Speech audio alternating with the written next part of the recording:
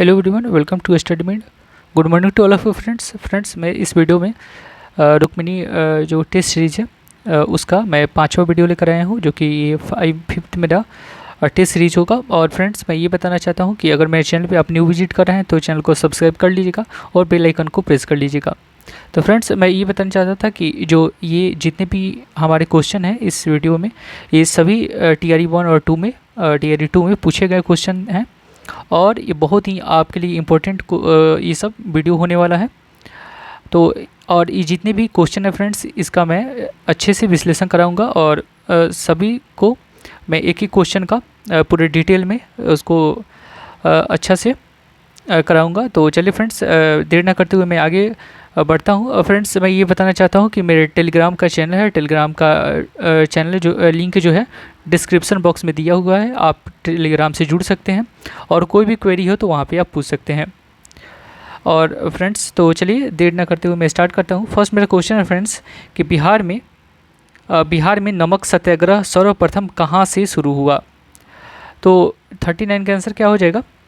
39 का आंसर जो है फ्रेंड्स वो हमारा हो जाएगा, सबसे पहले ये मैं 38 से शुरू करता हूँ। एक और मेरा क्वेश्चन था जो मैंने छोड़ दिया था। ये क्वेश्चन है मेरा कि राष्ट्रीय शिक्षा दिवस किसके जन्मदिन 11 नवंबर के अवसर पर मनाया जाता है। तो फ्रेंड्स, राष्ट्रीय शिक्षा दिवस जो है किसके जन्मदिन 11 नवंबर के अवसर पर मनाया जाता है? आंसर हमारा हो जाएगा मौलाना अबुल कलाम आज़ाद। तो फ्रेंड्स, मौलाना अबुल कलाम आज़ाद थे। इनके ये राष्ट्रीय शिक्षा दिवस इनके जन्मदिन 11 नवंबर को हुआ था और इन्हीं के जन्म दिवस पर यह राष्ट्रीय शिक्षा दिवस मनाया जाता है। और फ्रेंड्स, मैं ये बताना चाहता हूँ कि मौलाना अबुल कलाम आज़ाद जो थे वो स्वतंत्र भारत के प्रथम शिक्षा मंत्री भी रहे थे। तो याद रखिएगा, मौलाना आज़ाद एक कवि भी रह चुके हैं, लेखक भी, एक पत्रकार भी और भारतीय स्वतंत्रता सेनानी भी थे। तो याद रखिएगा, आंसर हमारा हो जाएगा। और एक बहुत ही इम्पोर्टेंट फ्रेंड्स है इसमें क्वेश्चन एक कि मौलाना आज़ाद जो थे कांग्रेस का अब तक का सबसे युवा अध्यक्ष एवं ब्रिटिश भारत में सबसे लंबे समय तक लगातार कांग्रेस का अध्यक्ष रहे थे। तो ये क्वेश्चन पूछ देता है कि कांग्रेस में सबसे युवा पहला अध्यक्ष कौन रहा। तो मौलाना आज़ाद रहे, अबुल कलाम आज़ाद रहे, याद रखिएगा। तो आंसर हमारा क्या हो जाएगा? इसका सी हो जाएगा। अगला क्वेश्चन है कि बिहार में नमक सत्याग्रह सर्वप्रथम कहाँ से शुरू हुआ। तो बिहार में नमक सत्याग्रह सर्वप्रथम जो है वो कहाँ से शुरू हुआ? तो 39 का आंसर हमारा जो हो जाएगा डी हो जाएगा, उपयुक्त में से एक से अधिक, क्योंकि चंपारण से भी हुआ था और सारण से भी हुआ था। तो याद रखिएगा, आंसर हमारा ई हो जाएगा और बी हो जाएगा, जो कि यह चंपारण में 13 व्यक्तियों का पहला जत्था जो है चंपारण जिला कांग्रेस के अध्यक्ष विपिन बिहारी थे, वहाँ से विपिन बिहारी वर्मा थे, उन्हीं के नेतृत्व में वहाँ से हुआ था और राजेंद्र प्रसाद ने सत्याग्रहियों को विदाई दी। और फ्रेंड्स जो है और चंपारण से भी हुआ था। बिहार में नमक सत्याग्रह सर्वप्रथम चंपारण एवं सारण से ही प्रारंभ हुआ था। तो याद रखिएगा, तो इसका आंसर हमारा क्या हो जाएगा? डी हो जाएगा, चंपारण भी हो जाएगा और सारण भी हो जाएगा। चलते हैं अगले क्वेश्चन पे। क्वेश्चन है, बागमती नदी जो है बिहार में किस स्थान पर गंगा नदी में मिलती है। तो बागमती नदी बिहार में किस स्थान पर गंगा नदी से मिलती है? आंसर हमारा हो जाएगा मुंगेर के उत्तर में। ऑप्शन क्या हो जाएगा? बी हो जाएगा। बागमती नदी नेपाल के पूर्वोत्तर शिवपुरी पहाड़ियों से निकलकर महाभारत श्रेणी को काटती हुई सीतामढ़ी में बिहार में प्रवेश करती है और यह नदी मुजफ्फरपुर, दरभंगा, समस्तीपुर के क्षेत्रों में बाढ़ लाती है। तो याद रखिएगा, आंसर क्या हो जाएगा हमारा? मुंगेर के उत्तर हो जाएगा। बागमती नदी बिहार में किस स्थान पर गंगा नदी में मिलती है? तो मुंगेर के उत्तर में। आंसर हमारा हो जाएगा बी हो जाएगा। अगला क्वेश्चन है फ्रेंड्स कि 10 जनवरी 2023 को घोषित गोल्डन ग्लोब अवार्ड जो है 2023 के संदर्भ में सत्य कथन है। तो बताना है इसमें से सत्य कथन कौन है? बेस्ट एक्टर ड्रामा जो है Austin Butler, best actress drama Kent Blanchett और बेस्ट पिक्चर ड्रामा द फैबलेमेंस। तो इसमें से बताना है कि कौन सा हमारा सही होगा। तो आंसर हमारा हो जाएगा डी, उपयुक्त में से एक से अधिक। तो गोल्डन ग्लोब अवार्ड जो है फ्रेंड्स, ये मैं बताना चाहता हूँ। तो बेस्ट एक्टर जो है ड्रामा ऑस्टिन बटलर, ये भी सही है हमारा। और बेस्ट एक्ट्रेस जो है जो कि केट ब्लैंचेट, ये भी सही है हमारा। और बेस्ट पिक्चर जो है ड्रामा द फैबलेमेंस, ये भी सही है। तो इसलिए आंसर हमारा डी हो जाएगा, उपयुक्त में से एक से अधिक। ये तीनों हो जाएगा, तीनों सही है। तो इसको याद कर लीजिएगा फ्रेंड्स। चलते हैं अगले क्वेश्चन पे। क्वेश्चन है 30 सितंबर 2023 को मोहम्मद मुइज़्ज़ू किस देश के नए राष्ट्रपति निर्वाचित हुए? तो आंसर क्या हो जाएगा? आंसर हमारा ये हो जाएगा मालदीव के राष्ट्रपति जो है मोहम्मद मुइज़्ज़ू। और ये जो पीएम तीसरी बार प्रधानमंत्री बने, तो उनके जो वहाँ पे सेरेमनी हुआ था वहाँ पे भी ये आए थे, इनको न्योता दिया गया था, इनवाइट किया गया था। तो 42 का आंसर हमारा ये हो जाएगा। मोहम्मद मुइज़्ज़ू जो है मालदीव के नए राष्ट्रपति निर्वाचित हुए, और रामचंद्र पौडेल जो है नेपाल के नए राष्ट्रपति हैं। याद रखिएगा, नेपाल के राष्ट्रपति जो हैं वो भी नए बने हैं। नेपाल के राष्ट्रपति जो हैं, नेपाल के राष्ट्रपति कौन हैं फ्रेंड्स? तो रामचंद्र पौडेल हैं। रामचंद्र जो हैं, रामचंद्र पौडेल हैं। याद रखिएगा, ये नेपाल के राष्ट्रपति हैं, रामचंद्र पौडेल हैं। और श्रीलंका के नए वर्तमान राष्ट्रपति हैं रानिल विक्रमसिंघे। याद रखिएगा, श्रीलंका के राष्ट्रपति जो हैं, जितने भी पड़ोसी हमारे देश हैं उनके राष्ट्रपति याद रखना ज़रूरी है, क्योंकि एग्ज़ाम में यही पूछता है फ्रेंड्स। तो चलिए मैं श्रीलंका के राष्ट्रपति के बारे में बताता हूँ। श्रीलंका के राष्ट्रपति जो हैं अभी बने हैं रानिल विक्रमसिंघे बने हैं। रानिल विक्रमसिंघे बने हैं। याद रखिएगा, नेपाल के राष्ट्रपति रामचंद्र पौडेल, श्रीलंका के राष्ट्रपति रानिल विक्रमसिंघे, और ये मालदीव के राष्ट्रपति जो है मोहम्मद मुइज़्ज़ू देश के नए राष्ट्रपति बने हैं। तो ये तीनों राष्ट्रपति का नाम याद कर लीजिएगा, जो कि हमारे पड़ोसी देश के हैं। चलते हैं फ्रेंड्स अगले क्वेश्चन पे। क्वेश्चन है एशिया का जो है सबसे बड़ा ट्यूलिप गार्डन जो है का नाम क्या है? एशिया का सबसे बड़ा ट्यूलिप गार्डन का नाम क्या है? आंसर हमारा हो जाएगा उपयुक्त में से कोई नहीं, इसलिए कि इसमें से ऑप्शन में कोई हमारा दिया नहीं है, तो इसलिए उपयुक्त में से कोई नहीं होगा। क्योंकि एशिया का सबसे बड़ा ट्यूलिप गार्डन का नाम जो है Indira Gandhi memorial tulip garden है, जो कि इसमें नहीं दिया हुआ है। तो यहाँ पर लिख देते हैं Indira Gandhi memorial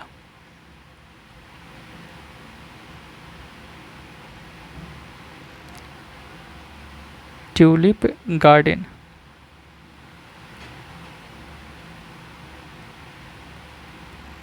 Indira Gandhi memorial tulip garden है, जो कि ये एशिया का सबसे बड़ा ट्यूलिप गार्डन है। याद रखिएगा, Indira Gandhi memorial tulip garden Jammu Kashmir के श्रीनगर में है। और ये कहाँ है फ्रेंड्स? तो जम्मू एंड कश्मीर के श्रीनगर में है। याद रखिएगा, श्रीनगर में है। तो आंसर क्या हो जाएगा? आंसर हमारा हो जाएगा ऑप्शन ई हो जाएगा, उपयुक्त में से कोई नहीं। और इसका आंसर हमारा हो जाएगा Indira Gandhi memorial tulip garden, जो कि जम्मू कश्मीर के श्रीनगर में है। याद रख लीजिएगा।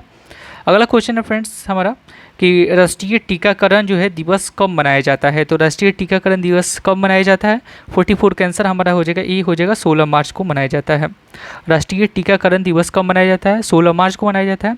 और फ्रेंड्स मैं ये बताना चाहता हूँ, जो राष्ट्रीय टीकाकरण है यह किस वर्ष से मनाया जाता है? तो ये 1995 से मनाया जाता है। कब मनाया जाता है? तो कब से?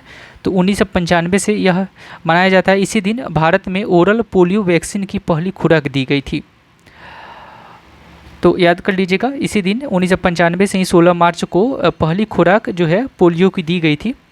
तो याद कर लीजिएगा, आंसर हमारा क्या हो जाएगा? ये हो जाएगा 16 मार्च। क्वेश्चन है फ्रेंड्स कि आधुनिक पीरियोडिक टेबल में सिलिकॉन है Z=14 को डैश और डैश के बीच में रखा गया है। तो फ्रेंड्स इसका आंसर क्या हो जाएगा? 45 का आंसर हमारा बी हो जाएगा, एल्युमिनियम और फास्फोरस के बीच में रखा जाता है। क्योंकि सबसे पहले तो हमारा Na होता है, Na के बाद हमारा क्या होता है? मैग्नीशियम होता है, और हमारा एल्युमिनियम होता है, उसके बाद से हमारा सिलिकॉन होता है, उसके बाद से फास्फोरस होता है, उसके बाद से हमारा सल्फर होता है, उसके बाद से क्लोरीन होता है, उसके बाद से हमारा आर्गन होता है। तो फ्रेंड्स हमारा सोडियम जो है 11 है, मैग्नीशियम 12 हो जाता है, एल्युमिनियम हमारा 13 हो जाता है, सिलिकॉन हमारा 14 हो जाता है, फास्फोरस हमारा 15 हो जाता है, और सल्फर हमारा कितना हो जाता है? 16 हो जाता है, और क्लोरीन जो है 17 हो जाता है, आर्गन 18 हो जाता है। तो फ्रेंड्स यहाँ पे देख रहे हैं ना, आपकी जो है सिलिकॉन जो है वो किस किस के बीच में है? तो एल्युमिनियम और फास्फोरस के बीच में है, जो कि 14 है। तो आंसर हमारा क्या हो जाएगा? एल्युमिनियम और हमारा फास्फोरस के बीच में सिलिकॉन आता है। तो याद कर लीजिएगा, आंसर हमारा क्या हो जाएगा, बी हो जाएगा। अगला क्वेश्चन है कि समुद्र के जल में छिपी वस्तुओं का पता लगाने में पराश्रय तरंगों का उपयोग किया जाता है, क्योंकि फ्रेंड्स इसमें जो है 46 का आंसर हमारा हो जाएगा, जो हो गया पराश्रय तरंगें उच्च आवृत्ति की होती है। तो आंसर क्या हो जाएगा, हमारा बी हो जाएगा। समुद्र के जल में छिपी वस्तुओं को पता लगाने में पराश्रय तरंगों का उपयोग किया जाता है, क्योंकि पराश्रय तरंगें जो है उच्च आवृत्ति की होती है। तो इसलिए आंसर हमारा क्या हो जाएगा, आंसर हमारा बी हो जाएगा। और पराश्रय तरंगों की आवृत्ति जो फ्रेंड्स होती है, इसकी आवृत्ति होती है जो है 20 हर्ट्ज से ज़्यादा 20 किलो हर्ट्ज से ज़्यादा होती है, 20 किलो हर्ट्ज से ज़्यादा होती है। याद कर लीजिएगा इसको, 20 किलो हर्ट्ज से ज़्यादा होती है। तो इसलिए पराश्रय तरंगें जो है गाल्टन की सीटी दाब विद्युत प्रभाव एवं क्वार्ट्ज क्रिस्टलों के कंपन द्वारा उत्पन्न किए जाते हैं। और पराश्रय तरंगें जो हैं और मच्छर, कुत्ता, चमगादड़ द्वारा सुना जा सकता है, आदमी इसे नहीं सुन सकता। तो याद कर लीजिएगा इसको, मच्छर, कुत्ता, चमगादड़, बिल्ली ये सब सुन सकते हैं, लेकिन इसको आदमी नहीं सुन सकता। तो आंसर हमारा हो जाएगा बी हो जाएगा फ्रेंड्स। अगले क्वेश्चन पे चलते हैं। क्वेश्चन है, किसी व्यक्ति द्वारा अपना पूर्ण प्रतिबिंब देखने हेतु समतल दर्पण की न्यूनतम लंबाई जो है वह कितनी होनी चाहिए। तो 47 का आंसर हमारा सी हो जाएगा, व्यक्ति की लंबाई की आधी होनी चाहिए। ये बहुत ही इंपॉर्टेंट क्वेश्चन है कि किसी व्यक्ति द्वारा अपना पूर्ण प्रतिबिंब देखने हेतु समतल दर्पण की न्यूनतम लंबाई जो है कितनी होनी चाहिए। तो व्यक्ति की लंबाई की आधी होनी चाहिए, जो कि व्यक्ति की आधी लंबाई जो है उसमें वो पूरा शरीर को अपना देख सकता है, और अपना समतल दर्पण में, यहाँ पे समतल दर्पण पूछ रहा है। तो समतल दर्पण किसी वस्तु का प्रतिबिंब दर्पण के पीछे उतनी दूरी पर बनाता है जितनी दूरी पर वस्तु दर्पण के सामने रखी होती है। तो इसलिए आंसर हमारा क्या हो जाएगा, सी हो जाएगा, जो कि व्यक्ति की लंबाई की आधी होनी चाहिए। अगला क्वेश्चन है फ्रेंड्स कि श्लेष्मा झिल्ली जो है की सूजन को डैश कहा जाता है। तो श्लेष्मा झिल्ली की सूजन को क्या कहा जाता है। तो आंसर हमारा हो जाएगा ब्रोंकाइटिस हो जाएगा, ई ऑप्शन हो जाएगा। श्लेष्मा झिल्ली की सूजन को ब्रोंकाइटिस कहा जाता है। ब्रोंकाइटिस जो है को श्वास नली भी प्रभावित करता है, और हेपेटाइटिस फ्रेंड्स जो है, हेपेटाइटिस जो है यह विषाणु से होता है। याद कर लीजिएगा, यह फ्रेंड्स जो होता है यह विषाणु से होता है। हेपेटाइटिस भी बहुत ही इंपॉर्टेंट है, सब पूछते हैं जो कौन कौन से कैसे होते हैं। तो ब्रोंकाइटिस जो है वह श्लेष्मा झिल्ली की सूजन को प्रभावित करता है। और आइराइड्स जो है फ्रेंड्स, ये आँख के मध्य झिल्ली में सूजन के कारण उत्पन्न होता है। तो याद रखिएगा, ये आँख को ये भी प्रभावित करता है, आइराइड्स ये आँख को प्रभावित करता है। तो ये सब हैं हमारे, और इसका तो आंसर हमारा ई हो जाएगा, याद कर लीजिएगा। अगला क्वेश्चन है फ्रेंड्स कि परिपथ में धारा जो है वो क्या है। तो इसको बनाते हैं हम, जो है 2 ओम हो जाएगा फ्रेंड्स हमारा, 2 ओम प्लस 2 ओम जो है यह हमारा कितना हो जाएगा, 4 ओम हो जाएगा। और 2 ओम जो है यह जो है समानांतर क्रम में है। तो इसको हम बनाते हैं 1/, हमारा आर जो है वो हो जाएगा 1/4 प्लस 1/2, यह हो जाएगा। दो को इसको ऐड कर दीजिए, और ये 2 ओम जो हो जाएगा यहाँ पे हो जाएगा। तो ये आंसर हमारा क्या हो जाएगा, नीचे का 4 हो जाएगा, और 1 + 2 हो जाएगा 3 हो जाएगा। तो 3/4 हो जाएगा। अब फ्रेंड्स जो है ये, तो इसको हम 1/r, ये तो मेरा 1/r है फ्रेंड्स, ये 1/r = आया है 3/4। तो यहाँ पे 4 × 1 = 4, तो आंसर हमारा हो जाएगा r/, डायरेक्ट इसको 4/3 कर लीजिए, उलट जाएगा। उसके बाद से आते हैं यहाँ पे जो 2 ओम है, तो r = 4/3 जो हो जाएगा = ये 2 हो जाएगा। तो 3 × 2 = 6 हो जाएगा। यहाँ पे क्या हो जाएगा 6/, ये हो जाएगा हमारा 6/, हो जाएगा 4। तो यहाँ पे 2 हो जाएगा, यहाँ पे 3 हो जाएगा, 3/2 तो 1 हो जाएगा, यहाँ पे हो जाएगा 1.5 एम्पियर हो जाएगा। तो आंसर हमारा क्या हो जाएगा, सी आ जाएगा, 1.5 एम्पियर हो जाएगा। तो इसका आंसर क्या हो जाएगा, 1.5 एम्पियर हो जाएगा फ्रेंड्स 49 का। चलते हैं अगले क्वेश्चन पे। क्वेश्चन है तरल में प्रवाह का अद्वितीय गुण होता है, निम्नलिखित में से कौन सा कथन सही है? तो बताना है आंसर क्या हो जाएगा। तो तरल में प्रवाह का अद्वितीय गुण जो है गैस तथा द्रव का तरल के समान व्यवहार करता है। तो आंसर क्या हो जाएगा फ्रेंड्स? आंसर हमारा सी हो जाएगा, गैस तथा द्रव तरल के समान व्यवहार करता है। आंसर हमारा सी हो जाएगा। तरल में प्रवाह का अद्वितीय गुण होता है, निम्नलिखित में से कौन सा कथन सही है? तो हमारा सी सही है, क्योंकि द्रव तथा गैस से जो है द्रव कहलाते हैं, क्योंकि इनमें प्रवाहित होने की क्षमता होती है। इन दोनों अवस्थाओं में प्रवाहित होने की क्षमता, इस तथ्य के कारण ही इनके कण जो है गति करने के लिए स्वतंत्र होते हैं। तो याद रखिएगा, आंसर क्या हो जाएगा? हमारा सी हो जाएगा। अगला क्वेश्चन है निम्नलिखित में से किस प्रकार के प्रदूषण को वाहनों में उत्प्रेरक कन्वर्टर फिट करके नियंत्रित किया जाता है? तो निम्नलिखित में से किस प्रकार के प्रदूषण को वाहनों में उत्प्रेरक कन्वर्टर फिट करके नियंत्रित किया जाता है? आंसर हमारा हो जाएगा वायु प्रदूषण, ऑप्शन बी हो जाएगा। वायु प्रदूषण को वाहनों में उत्प्रेरक कन्वर्टर फिट करके नियंत्रित किया जाता है, और यह 50 माइक्रोमीटर से बड़े आकार वाले कणिकीय पदार्थों को फिल्टर करने तथा अलग करने के लिए साइक्लोन सेपरेटर या साइक्लोन कलेक्टर तथा वेटस्टब उपकरणों का प्रयोग किया जाता है। तो इसे आंसर हमारा क्या हो जाएगा? आंसर हमारा बी हो जाएगा फ्रेंड्स। चलते हैं अगले क्वेश्चन पे। एक कार्बन क्रेडिट में डैश शामिल होती हैं? तो 52 का आंसर क्या हो जाएगा? एक कार्बन क्रेडिट में क्या शामिल होती हैं? तो 1000 किलोग्राम जो है कार्बन डाइऑक्साइड। ऑप्शन हमारा क्या हो जाएगा? एक हो जाएगा। एक कार्बन क्रेडिट में 1000 किलोग्राम कार्बन डाइऑक्साइड शामिल होती हैं, तो इसलिए आंसर हमारा क्या हो जाएगा? ई हो जाएगा। और विश्व के विभिन्न देश या कंपनियों उनके द्वारा ग्रीन हाउस गैसों के उत्सर्जन में कमी के चलते प्राप्त किए गए जितने भी प्रमाण पत्र हैं, जिसे सर्टिफिकेट भी हम लोग बोलते हैं, सर्टिफाइड या उत्सर्जन कटौती या कार्बन क्रेडिट कहा जाता है इनको। तो इसलिए आंसर हमारा क्या हो जाएगा? ई हो जाएगा। क्वेश्चन है निम्नलिखित में से कौन सा मानव निर्मित रेशे का उदाहरण है? तो आंसर क्या हो जाएगा फ्रेंड्स? 53 का आंसर जो है वह हमारा हो जाएगा सी हो जाएगा, रेयॉन हो जाएगा, जो कि मानव निर्मित रेशा है। और जो है रेयॉन जो है यह सेलुलेस जो होता है, सेलुलोज होता है, उसी से यह बनता है। तो सेलुलोज से बने हुए जितने भी कृत्रिम रेशे हैं उन्हीं को हम रेयॉन कहते हैं। और न चिपकने वाले खाना पकाने के बर्तनों में टेफ्लॉन का लेप चढ़ा होता है। तो आंसर याद कर लीजिएगा, रेयॉन जो है यह जो है किससे बनता है? तो सेलुलोज से बनता है, सेलुलोज से बनता है, याद कर लीजिएगा, सेलुलोज से बनता है। रेयॉन रेशा जो है वह किससे बनता है? तो सेलुलोज से बनता है। अगला क्वेश्चन है भारत से धन के निष्कासन को किसने रक्तस्राव कहा? भारत से धन के निष्कासन को किसने रक्तस्राव कहा था? तो आंसर हमारा क्या हो जाएगा?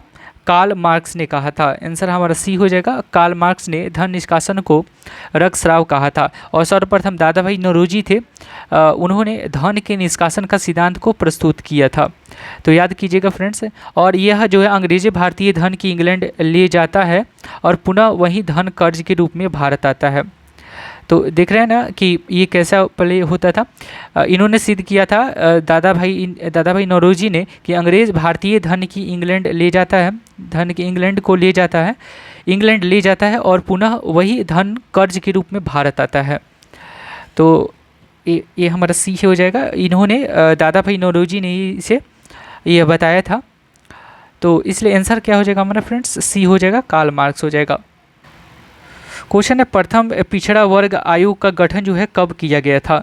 तो प्रथम पिछड़ा वर्ग आयोग का गठन जो है कब किया गया था? 55 का आंसर हमारा हो जाएगा, वो बी हो जाएगा 1953 में, 1953 में या 19 जनवरी 1953 में पिछड़ा वर्ग आयोग का गठन किया गया था। और प्रथम पिछड़ा वर्ग आयोग का अध्यक्ष जो है काका कालेलकर थे। इसके अध्यक्ष जो थे, यहाँ पर लिख देते हैं फ्रेंड्स, अध्यक्ष जो थे इसके वो कौन थे? तो काका कालेलकर थे, काका कालेलकर थे इसके अध्यक्ष। और संविधान के अनुच्छेद 340 के आधार पर पिछड़ा वर्ग आयोग का गठन किया गया था। अनुच्छेद जो है 340, अनुच्छेद 340 के आधार पर गठन हुआ था। 340 के आधार पर गठन हुआ था। अनुच्छेद 340 के आधार पर यह पिछड़ा वर्ग जो है प्रथम पिछड़ा वर्ग आयोग का गठन किया गया था। तो याद कर लीजिए आंसर हमारा क्या हो जाएगा, बी हो जाएगा। अगला क्वेश्चन है कि निम्नलिखित में से कौन सा कथन असत्य है और गलत है, यह चुनना है, बताना है। तो आंसर क्या हो जाएगा, इसको देखते हैं हम। हमारा ये बताना है कि असत्य जो है गलत कौन सा है। तो एस यंगेस्ट आर्ट्स जो है सानिया मिर्जा का, तो ये तो सही है हमारा। The test of my life जो है युवराज सिंह का, ये भी सही है। नो स्पिन जो है अनिल कुंबले, तो ये हमारा गलत है। नो स्पिन पुस्तक के लेखक जो है सीन वार्न है। तो याद कर लीजिएगा ये हमारा आंसर है। इसको हम थोड़ा सा इरेज कर देते हैं तो कन्फ्यूजन हो जाएगा आपको। तो नो स्पिन जो है यह जो है सीन वार्न है, याद कर लीजिएगा, सेन वार्न है, इसका सेन वार्न है, ये हमारा जो है ये गलत हो जाएगा, अनिल कुंबले। तो नो स्पिन जो है सेन वार्न का, यह इन्हीं के लेखक हैं। तो पुस्तक में वार्न की क्रिकेट खेल के इतिहास में बेहतरीन गेंदबाजों में से एक माना जाता है इनको। और सेन वार्न को 1992 में अपना पहला टेस्ट मैच खेला और जिसमें 1000 रन से अधिक अंतर्राष्ट्रीय विकेट भी लिए। तो इसलिए इनको नो स्पिन, इन्होंने ही, सेन वार्न ने ही नो स्पिन बुक लिखा। तो आंसर हमारा सी हो जाएगा, सॉरी हाँ फ्रेंड्स सी हो जाएगा। और एस यंगेस्ट अवार्ड्स जो है सानिया मिर्जा का लिखा हुआ है। The test of my life जो है युवराज सिंह का लिखा हुआ है। चलिए फ्रेंड्स अगले क्वेश्चन पे चलते हैं। क्वेश्चन है, अकबर ने बिहार को मुगल साम्राज्य का प्रांत बनाने के बाद किसे बिहार का गवर्नर नियुक्त किया। तो 57 का आंसर क्या हो जाएगा, बी हो जाएगा, मुनीम खान को किया था। अकबर ने बिहार को प्रांत का दर्जा देने के बाद खानम मुनीम खान को बिहार का गवर्नर नियुक्त किया था। और अकबर के काल में ताज खां करानी का भाई एवं उसका उत्तराधिकारी सुलेमान खां जो था, वह करानी ने अपने शासनकाल में वह बिहार एवं बंगाल को सम्मिलित कर एक स्वतंत्र राज्य की घोषणा कर दी थी। तो इसलिए आंसर हमारा क्या हो जाएगा, आंसर हमारा बी हो जाएगा, मुनीम खान जो है इसी को बिहार का गवर्नर नियुक्त किया था अकबर ने। तो आंसर हमारा बी हो जाएगा। अगला क्वेश्चन है, मंत्रिमंडल शब्द निम्न में से संविधान के किस अनुच्छेद में निहित है। तो याद कर लीजिएगा 58 का बहुत ही इंपॉर्टेंट क्वेश्चन है। 352 में अनुच्छेद 352 जो है इसी में मंत्रिमंडल शब्द का प्रयोग किया गया है। तो 44वां संविधान संशोधन जो है द्वारा मंत्रिमंडल शब्द को जोड़ा गया था और 44वां संविधान संशोधन के द्वारा ही यह प्रावधान किया गया कि मंत्रिमंडल के लिखित सिफारिश पर ही राष्ट्रपति राष्ट्रीय आपातकाल की घोषणा कर सकते हैं, अदरवाइज नहीं कर सकते हैं। और फ्रेंड्स संविधान संशोधन जो है वह संविधान संशोधन जो है आपको बता दूं कि संविधान संशोधन जो है वह 318 में है, याद कर लीजिएगा। संविधान संशोधन जो है 318, सॉरी फ्रेंड्स मैंने 318 गलती से बोल दिया है, 368 में हमारा जो है संविधान संशोधन है, याद कर लीजिएगा। संविधान संशोधन जो है 368 में हम कर सकते हैं। तो फ्रेंड्स इसका आंसर हमारा हो जाएगा मंत्रिमंडल शब्द जो है संविधान किस अनुच्छेद में निहित है, तो अनुच्छेद 352 में है। चलते हैं अगले क्वेश्चन पे। क्वेश्चन जो है, काली मिट्टी में किस फसल की खेती सर्वाधिक उपयुक्त होती है। तो याद कर लीजिएगा आंसर हमारा क्या हो जाएगा, कपास हो जाएगा, जो कि सबसे ज़्यादा कपास होती है काली मिट्टी पर। और काली मिट्टी जो है किस स्टेट में सबसे ज़्यादा पाई जाती है, तो यह बेसाल चट्टान के टूटने से काली मिट्टी का निर्माण होता है और यह गुजरात और महाराष्ट्र में सबसे ज़्यादा पाई जाती है। तो याद कर लीजिएगा 59 का आंसर क्या हो जाएगा, आंसर हमारा बी हो जाएगा, क्योंकि काली कपास की खेती के लिए सर्वाधिक उपयुक्त होती है और यह जो है बेसाल्ट चट्टान के टूटने से काली मिट्टी का निर्माण होता है। काली मिट्टियों को स्थानीय रूप से रेगुर या कपासी मिट्टी भी कहा जाता है, इसे रेगुर मिट्टी भी कहा जाता है। याद कर लीजिएगा काली मिट्टी को रेगुर मिट्टी भी कहा जाता है, रेगुर या कपासी मिट्टी भी से कहा जाता है। तो अगला क्वेश्चन है फ्रेंड्स हमारा, इसका आंसर हमारा हो जाएगा बी हो जाएगा, कपास। भारतीय ब्रह्म समाज के संस्थापक कौन थे। तो बताइए फ्रेंड्स क्या हो आंसर। तो 60 का आंसर हमारा जो हो जाएगा वो सी हो जाएगा, देवेंद्र नाथ टैगोर थे। भारतीय ब्रह्म समाज के संस्थापक कौन थे, तो सॉरी फ्रेंड्स देवेंद्र नाथ टैगोर मैंने गलती से बोल दिया। ब्रह्म समाज के स्थापन जो थे वो केशव चंद्र सेन थे। आंसर हमारा क्या हो जाएगा, बी हो जाएगा।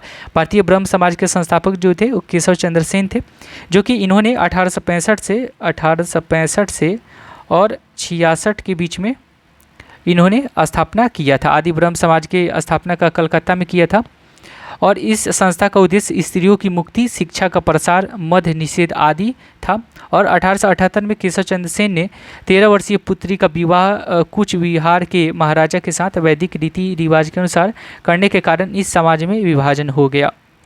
तो आंसर क्या हो जाएगा हमारा, बी हो जाएगा। और केशव चंद्र सेन जो थे एवं देवेंद्रनाथ टैगोर जो थे, इन ने राजा राम मोहन राय के द्वारा स्थापित ब्रह्म समाज के को काफ़ी लोकप्रिय बनाए। तो याद रखिएगा। और ब्रह्म समाज का प्रथम विभाजन जो 1865 में हुआ था, जब केशव चंद्र सेन ने आदि ब्रह्म समाज की गठन और ब्रह्म समाज से अलग होकर किए थे।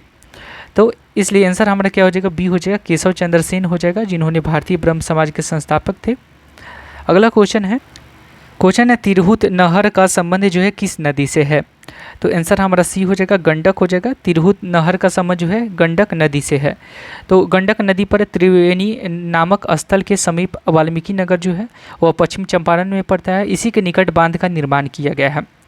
तो त्रिवेणी नामक जो है नहर जो है और गंडक नदी जो है, ये तिरहुत नहर का संबंध जो है गंडक नदी से है। तो याद कर लीजिएगा, आंसर क्या हो जाएगा हमारा, सी हो जाएगा, जो कि इस बांध के पश्चिम छोर पर सारण नहर और पूर्वी छोर पर तिरहुत नहर निकाली गई है। तो और तिरहुत नहर जो है पूर्वी चंपारण, मुजफ्फरपुर, वैशाली, समस्तीपुर आदि जिलों के मतलब कि ये सिंचाई की जाती है इस ज़िले में। कौन कौन से, तो मुजफ्फरपुर, पूर्वी चंपारण, वैशाली, समस्तीपुर, तिरहुत नहर से। तो इसलिए आंसर हमारा क्या हो जाएगा, सी हो जाएगा। अगला क्वेश्चन है, पटना में कौन वहाबी आंदोलन से जुड़े थे। तो 62 का आंसर क्या हो जाएगा फ्रेंड्स, हमारा डी हो जाएगा। उपयुक्त में से एक से अधिक हो जाएगा, क्योंकि पटना के विलायत अली और इनायत अली ये दोनों जो थे यह जुड़े हुए थे, ये जुड़े हुए थे। तो इसलिए आंसर हमारा क्या हो जाएगा, आंसर हमारा जो हो जाएगा वह डी हो जाएगा। ऑप्शन हमारा डी हो जाएगा, बी और सी हो जाएगा। पटना में कौन वहाबी आंदोलन से जुड़े थे, तो इनायत अली और विलायत अली। अगला क्वेश्चन है किस संविधान संशोधन अधिनियम द्वारा मतदान करने की न्यूनतम उम्र जो है सीमा 21 वर्ष से घटाकर 18 वर्ष कर दिया गया। तो बताइए फ्रेंड्स, आंसर क्या हो जाएगा। आंसर हमारा जो हो जाएगा वह 61वां संविधान संशोधन अधिनियम जो है यह बी में किया गया, और यह जो है 21 वर्ष से घटाकर और 18 वर्ष कर दिया गया। और फ्रेंड्स जो है यह कब किया गया, तो 1989 में किया गया। याद कर लीजिएगा कब किया गया, तो 1989 में किया गया, 1989 में इसे किया गया। और उस समय राजीव गांधी देश के हमारे प्रधानमंत्री थे। उस समय प्रधानमंत्री जो थे वो कौन थे, तो राजीव गांधी थे। राजीव गांधी थे उस समय प्रधानमंत्री। 1989 में इन्हीं के समय में यह हुआ था। तो याद कर लीजिएगा फ्रेंड्स। और उसी समय इन्हीं के कार्यकाल में 69वां संविधान संशोधन में 1991 में केंद्र शासित प्रदेश दिल्ली का नाम राष्ट्रीय राजधानी क्षेत्र दिल्ली रखा गया। तो जो है इन्हीं के कार्यकाल में ये दोनों हुआ था, 61वां और 69वां। याद कर लीजिएगा, 69वां जो था यह दिल्ली का राष्ट्रीय नाम जो है दिल्ली का जो है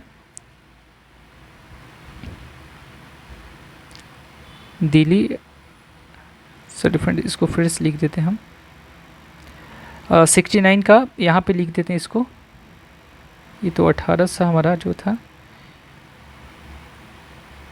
1889 जो था, इसी के अंतर्गत प्रधानमंत्री राजीव गांधी के कार्यकाल में 61वां संविधान संशोधन अधिनियम हुआ था। और 69वां जो था फ्रेंड्स, यह जो है इसका नाम जो है दिल्ली का नाम जो है राष्ट्रीय राजधानी,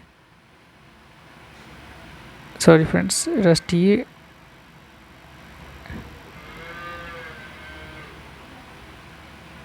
राष्ट्रीय राजधानी जो है वह क्षेत्र दिल्ली रखा गया। राष्ट्रीय राजधानी दिल्ली का नाम राष्ट्रीय राजधानी क्षेत्र रखा गया। तो ये बहुत ही इम्पोर्टेंट है हमारा जो है यह 69वां और 61वां, ये दोनों ही बहुत ही एग्जाम में पूछा हुआ क्वेश्चन है। एसएससी में, बिहार एसएससी में, एसआई में, ये सभी में क्वेश्चन पूछा हुआ है। तो इसे याद कर लीजिएगा। 1889 में 61वां संविधान संशोधन हुआ था, जो कि इसी के अंतर्गत में 21 वर्ष से घटाकर 18 वर्ष उम्र कर दिया गया था मतदान की आयु। और 69वां संविधान संशोधन जो है, दिल्ली का नाम राष्ट्रीय राजधानी क्षेत्र रखा गया।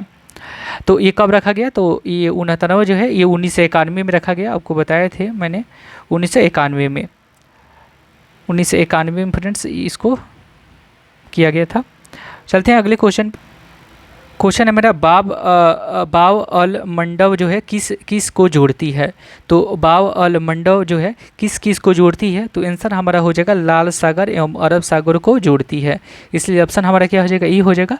बाब अल मंडव जो है यमन एवं जिबूती को अलग करती है और जोड़ती है लाल सागर एवं अरब सागर को। किसको इसको अलग करती है? तो यहाँ पर लिख देते हैं यमन एवं बाब अल मंडव जो है फ्रेंड्स, यह जो है यमन एवं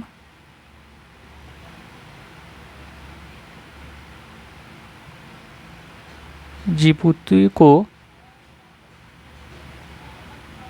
अलग करती है। तो यमन एवं जिबूती को अलग करती है बाब अल मंडव, और जोड़ती है तो लाल सागर एवं अरब सागर को। तो याद कर लीजिएगा, दो भिन्न जल राशियों को जोड़ने वाले जल क्षेत्र को ही जल संधि कहते हैं। जब दो जल संधि जब जुड़ते हैं तो उसी को हम लोग क्या बोलते हैं? जल संधि बोलते हैं। और दो स्थल खंडों को अलग करने वाले जलीय क्षेत्र को भी हम जल संधि कहते हैं। दो स्थल खंडों को अलग करने वाले जलीय क्षेत्र को भी जल संधि कहते हैं, और जोड़ने वालों को भी हम लोग जल संधि कहते हैं। तो आंसर क्या हो जाएगा? हमारा ई हो जाएगा। अगला क्वेश्चन है कि मोरक्को के यात्री इब्न बतूता का वृत्तांत जो है किस रूप में जाना जाता है? तो मोरक्को के यात्री इब्न बतूता का वृत्तांत जो है किस रूप में जाना जाता है? तो आंसर हमारा हो जाएगा वह रिहला हो जाएगा। रिहला में मोरक्को यात्री इब्न बतूता का वृत्तांत है। और मोरक्को यात्री जो है इब्न बतूता मोहम्मद बिन तुगलक के काल में आया था। तो जो यह मोरक्को जो है, सॉरी फ्रेंड्स, इब्न बतूता जो है मोरक्को का यात्री था और किसके कार्यकाल में आया था? तो मोहम्मद बिन तुगलक के काल के मोहम्मद बिन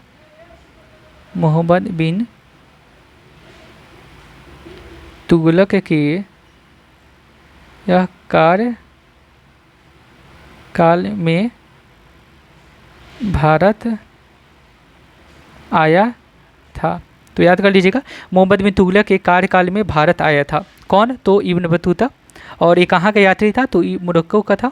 चलते हैं अगले क्वेश्चन पे। आंसर हमारा ये हो जाएगा, रिहला हो जाएगा।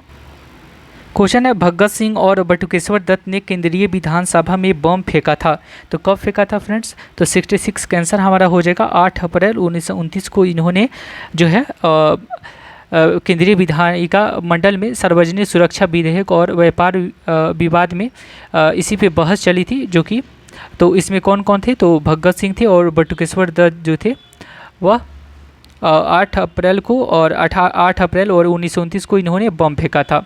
तो बम फेंक कर भी दोनों स्वेच्छा से गिरफ्तारी भी उन्होंने दे दी थी। और गिरफ्तारी के बाद भगत सिंह और बटुकेश्वर दत्त पे पैनल कोर्ट में मुकदमा चला था। मुकदमे के दौरान सरदार भगत सिंह जो है ने अपनी पैरवी खुद करने की मांग की थी और कोर्ट में पेश किया जाने वाली कागजी कार्रवाई के लिए प्रसिद्ध अधिवक्ता आसफ अली ने सहायता दिया था, जो कि आसफ अली की पत्नी अरुणा आसफ अली भी क्रांतिकारियों के मुकदमे में उनकी मदद करती थी। भगत सिंह जो थे फ्रेंड्स और सुखदेव एवं राजगुरु को सैंडर्स हत्याकांड के आरोप में 23 मार्च 1931 को उनको फांसी दी गई थी। याद कर लीजिएगा, ये बहुत ही हमारा इम्पोर्टेंट है। भगत सिंह, सुखदेव एवं राजगुरु को एक ही साथ सैंडर्स हत्याकांड के आरोप में 23 मार्च 1931 को उनको फांसी दी गई थी। और सरकार सार्वजनिक सुरक्षा विधेयक और व्यवहार विवाद विधेयक को भारी विरोध के बावजूद पास करना चाहते थे, जो कि भगत सिंह ने इस दौरान इनकलाब जिंदाबाद नारा को लोकप्रिय बनाया था। तो याद कर लीजिएगा कि इनकलाब नारा जो है वो भगत सिंह का ही है, इन्होंने उस नारा का लोकप्रिय बनाया था। तो इसलिए आंसर हमारा हो जाएगा 8 अप्रैल 1929 को, और इनको 23 मार्च 1931 को फांसी दी गई थी। अगला क्वेश्चन है कि निम्नलिखित में से कौन एक मृतोपजीवी कवक है? तो 67 का आंसर हमारा हो जाएगा ई हो जाएगा, पेनिसिलियम हो जाएगा या पेनिसिलिन हो जाएगा। पेनिसिलियम जो है या एक मृतोपजीवी कवक है, जो कि कवक जो है, कवक की विशेषता निम्न है, जैसे में कवक जो है और फ्रेंड्स कवक जो है नम छायादार गर्म प्रकार वाले स्थानों पर पाए जाते हैं। और कवक जो है परजीवी या मृत्युजोवी होते हैं, दोनों होते हैं। कवक की कोशिका भित्ति जो होती है वो काइटिन होती है, याद कर लीजिएगा। कवक की कोशिका भित्ति जो होती है वो क्या होती है, काइटिन की बनी होती है। तो और अलैंगिक जनन जो है बीजाणु द्वारा होता है। अलैंगिक जनन जो है बीजाणु द्वारा होता है इनका। तो इसलिए आंसर हमारा क्या हो जाएगा, ये हो जाएगा पेनिसिलियम। चलते हैं अगले क्वेश्चन पे। क्वेश्चन है निम्न में से कौन सा एक ठंडा महासागरीय धारा है। तो 68 का आंसर क्या हो जाएगा, डी हो जाएगा। उपयुक्त में से एक से अधिक हो जाएगा, क्योंकि केनारी जो है फ्रेंड्स, केनारी, हम्बोल्ट और ओएसियो, केनारी और हम्बोल्ट और ओएसियो जो है यह तीनों जो है यह ठंडी महासागरीय जलधारा है। तो याद कर लीजिएगा, ठंडी जलधारा में केनारी, हम्बोल्ट, ओएसियो और बहुत सारे जो हैं ठंडी जलधारा हैं, जैसे हमारा ओएसियो या क्यूराइल, क्यूराइल जो है ये भी हमारा, क्यूराइल जो है, इसको फ्रेश लिखते हैं फ्रेंड्स, क्यूराइल जो है यह भी हमारा ठंडी जलधारा है। और जो है गर्म जलधारा में अग्लुहास जलधारा जो है गर्म जलधारा है, ब्राज़ील जलधारा जो है गर्म जलधारा है। और लेब्राडोर जो है वो भी ठंडी जलधारा है, याद कर लीजिएगा। लेब्राडोर है, लेब्राडोर यह भी जो है ठंडी जलधारा है, तो याद कर लीजिएगा। और अलास्का जो है वो गर्म जलधारा है। अलास्का जो है फ्रेंड्स, अलास्का बहुत पूछता है, तो याद कर लीजिएगा अलास्का जो है वह गर्म जलधारा है। अलास्का जो है गर्म जलधारा है। क्यूराइल, लेब्राडोर, केनारी, हम्बोल्ट, ओएसियो ये सब जितने हैं ये सब ठंडा महासागरीय धारा है। चलते हैं अगले क्वेश्चन। क्वेश्चन है किसी खाद्य श्रृंखला में ऊर्जा का औसतन कितने प्रतिशत भाग एक पोषी स्तर से दूसरे पोषी स्तर में अंतरित किया जा सकता है। तो 69 का आंसर क्या हो जाएगा फ्रेंड्स, हमारा ई हो जाएगा। उपयुक्त में से कोई नहीं होगा, क्योंकि किसी खाद्य श्रृंखला में ऊर्जा का औसतन जो है 10% भाग जो है एक पोषी स्तर से दूसरे पोषी स्तर में अंतरित किया जाता है। तो इसका आंसर जो हो जाएगा वह हो जाएगा हमारा 10% जो है वह 10% जो है वह भाग एक पोषी स्तर से दूसरे पोषी स्तर में अंतरित किया जा सकता है। और पारिस्थितिकी तंत्र में ऊर्जा का हस्तांतरण जो है एक दिशीय होता है। तो याद रखिएगा, इसका आंसर हमारा जो हो जाएगा वह ई हो जाएगा और आंसर हमारा हो जाएगा ये 10% हो जाएगा। चलते हैं अगले क्वेश्चन पर फ्रेंड्स। ये लास्ट मेरा क्वेश्चन है, प्राकृतिक रूप से मृत पशु को या किसी अन्य पशु द्वारा मारे गए पशु के शव को जब कोई अन्य पशु भक्षण करता है तो यह संबंध कहलाता है। प्राकृतिक रूप से मृत पशु को या किसी अन्य पशु द्वारा मारे गए पशु के शव को जब कोई अन्य पशु भक्षण करता है, उसे खाता है, तो यह संबंध कहलाता है। क्या कहलाता है? तो आंसर हमारा हो जाएगा स्क्वेजिंग हो जाएगा। आंसर हमारा सी हो जाएगा। तो प्राकृतिक रूप से मृत पशु को या किसी अन्य पशु द्वारा मारे गए पशु के शव को जब कोई अन्य पशु भक्षण करता है तो यह संबंध स्क्वेजिंग कहलाता है, जो कि जब बड़े जंतु किसी छोटे जंतु को खा जाते हैं तब यह प्रक्रम जो है परभक्षण कहलाता है, तथा जीव जो है परभक्षी कहलाता है। जैसे में बाज, चील हो गया। जैसे में ऑप्शन में क्या हो जाएगा, बाज हो जाएगा, उसके बाद से चील हो जाएगा फ्रेंड्स, हमारा बाज हो जाएगा और चील हो जाएगा। क्या हो जाएगा, बाज और चील हो जाएगा। तो आंसर क्या हो जाएगा, जो कि ये परभक्षी हैं, परभक्षी हैं, जो कि फर्स्ट में ऑप्शन में है परभक्षण। और ये जो है परासरणी के प्रकार के पोषण में जंतु विसरण तथा परासरण द्वारा अपने शरीर के सतह से सरल कार्बनिक भोज्य पदार्थों का अवशोषण करते हैं।